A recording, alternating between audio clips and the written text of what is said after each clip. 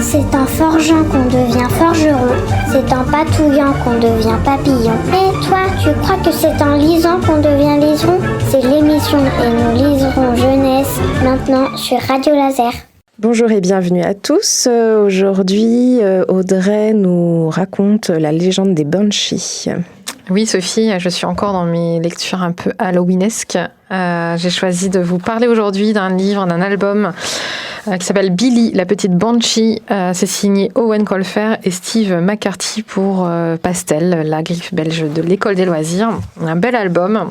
Cette figure du folklore irlandais que je ne connaissais pas. Les Banshees, ce sont des créatures surnaturelles qui viennent annoncer à quelqu'un sa mort, en fait. Elles apparaissent à l'aube de leur mort pour leur annoncer que la mort va arriver. Donc on nous dit au début que ça peut paraître un peu angoissant pour les Irlandais d'être dans l'inquiétude de l'arrivée de ces Banshees, qu'au final non, ils sont plutôt rassurés, ça leur laisse du temps pour dire aux gens qu'ils aiment ce qu'ils ont à leur dire, à ranger leurs affaires, en tout cas à s'organiser pour la fin de leur vie. Donc au final, ça fait partie de leur folklore. Et donc ici, on va être en présence d'une petite Banshee qui s'appelle Billy, qui naît comme tous les Banshees dans un cocon, qui se développe dans un cocon, des cocons qui sont attachés à des ponts enchantés. Et on nous explique que quand le cocon se forme et que le Banshee évolue à l'intérieur, à un moment donné, il va devenir transparent et permettre un contact un peu visuel comme ça avec l'humain qui leur sont attribués. Ils vont prendre contact avec cette personne de cette façon-là et apprendre des choses sur leur vie, savoir dans quelles conditions, à quel moment ils vont mourir, dans quelles conditions ils vont mourir. Sauf que là, ça se passe pas comme d'habitude. Là, Billy, elle a juste le temps d'apercevoir Rose, la petite humaine qui lui est attribuée. Et le cocon se détache brusquement, un accident, et tombe dans l'eau. Donc elle va faire la rencontre de micro-poissons, comme elle dit, qui vont devenir des amis, avec lesquels elle va dériver pendant des semaines et des semaines. Et puis elle explique que de temps à autre, elle aperçoit Rose à travers la végétation, mais elle ne voit que de l'eau, et surtout elle est inquiète parce que sa mission propre, elle est là pour lui annoncer sa mort, qu'elle est dans l'eau et dans l'incapacité de le faire, et qu'en plus elle n'a pas beaucoup de détails sur sa vie. Donc au bout d'un moment, elle va quand même réussir à sortir de l'eau et se dire que non, il en faut plus, elle doit apprendre, elle doit aller au contact de Rose et comprendre qui elle est et pourquoi on lui a donné comme mission de lui annoncer sa mort en fait.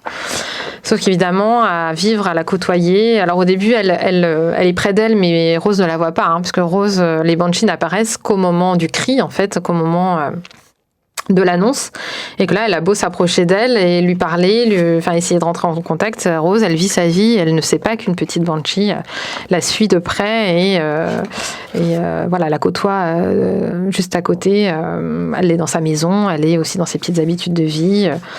Elle va s'attacher à elle et un jour, les poissons vont lui apprendre qu'une crue est prévue, une inondation qui va emporter la maison, qui est sur le chemin de la maison de Rose et qui va emporter la maison et sa famille.